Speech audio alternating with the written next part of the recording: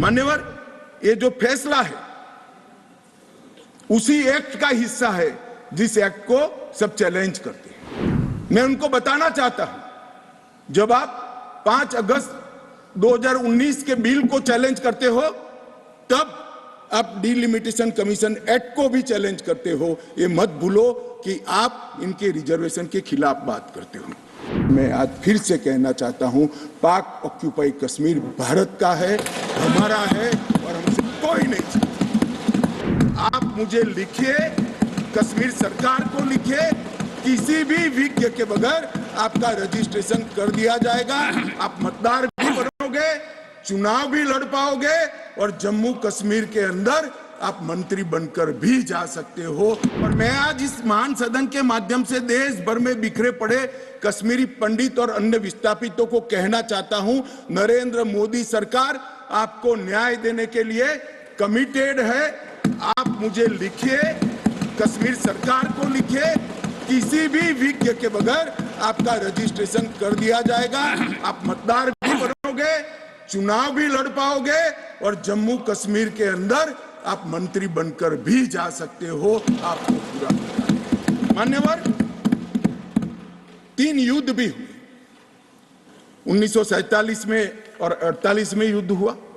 31,779 परिवार आज के पाकिस्तान अधिकृत कश्मीर से शरण लेकर भारत में आए।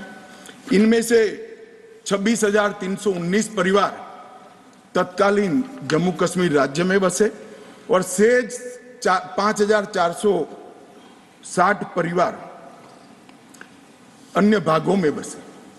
दूसरा युद्ध हुआ 65 और 71 का, और छम्ब और नियाबत क्षेत्र से लगभग 10,065 परिवार विस्थापित हुए।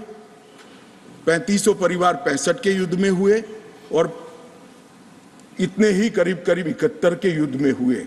अब तक 47, 65 और 71 के युद्धों में लगभग 41,844 परिवार विस्थापित हुए हैं।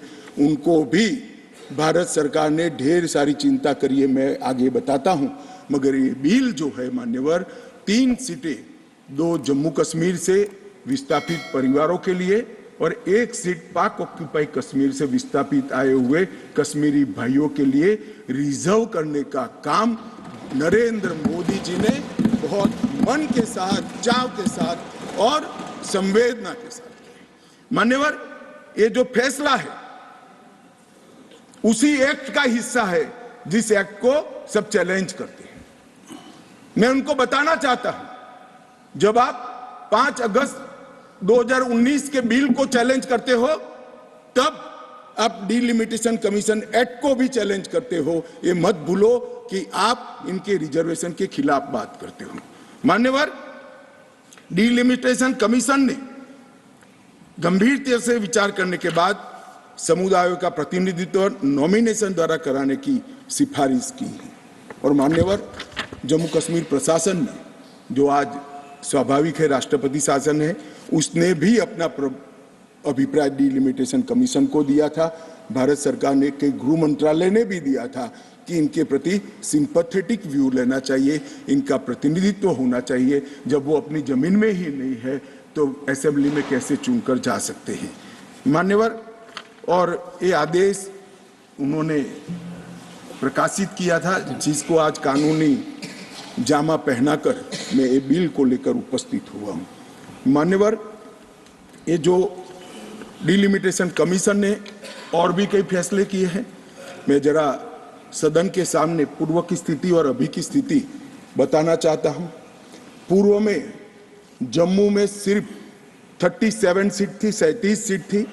अब नए डिलिमिटेशन कमीशन ने 37 से बढ़ाकर 43 सीट जम्मू क्षेत्र में बनाने का काम। मान्यवर, कश्मीर में 46 सीट थी, 46 सीटें थी। अब 46 की जगह 47 सीटें, 47 सीटें बनाने का काम। इस तरह से जम्मू और कश्मीर दोनों को मिलाकर 83 सीटें थी। लद्दाख की सीटें निकाल दी है क्योंकि वहां यूटी बन चुकी। 83 सीटें थी, उसकी जगह 90 सीटें अब डिलिमिटेशन कमीशन ने करी है, जिसको भारत सरकार ने माना। और पाक ऑक्यूपाई कश्मीर की 24 सीटों को आरक्षित रखा गया है, क्योंकि हम अभी भी मानते हैं, कोई जिसको जो बोलना है वो बोले, इस सदन में बोला हुआ शब्द इतिहास बनता है। मैं आज फिर से कहना चाहता हूं, पाक ऑक्यूपाई कश्मीर भारत का है, हमारा है और हमसे कोई नहीं चाहता। मान्यवर, हमने 24 सीटें पाक ऑक्यूपाई कश्मीर के लिए सुनिश्चित की है। मान्यवर, अब तक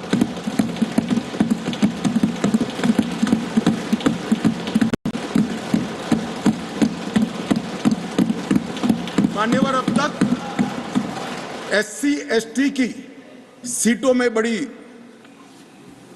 विसंगतताएं भी थी, और जो दिग्विजय की कहते थे संवेदनशील अप्रोच होना चाहिए, संवेदनशीलता होनी चाहिए। SC ST के प्रति संवेदना से ही ये निर्णय हुआ है। पहले जो 7 सीटें थी SC की, उसको हमने बरकरार रखा, और ST की सीट 0 थी, क्योंकि धारा 377 परमिट नहीं करती थी, अब परमिट करती है। 9 सीटों को रिजर्व कर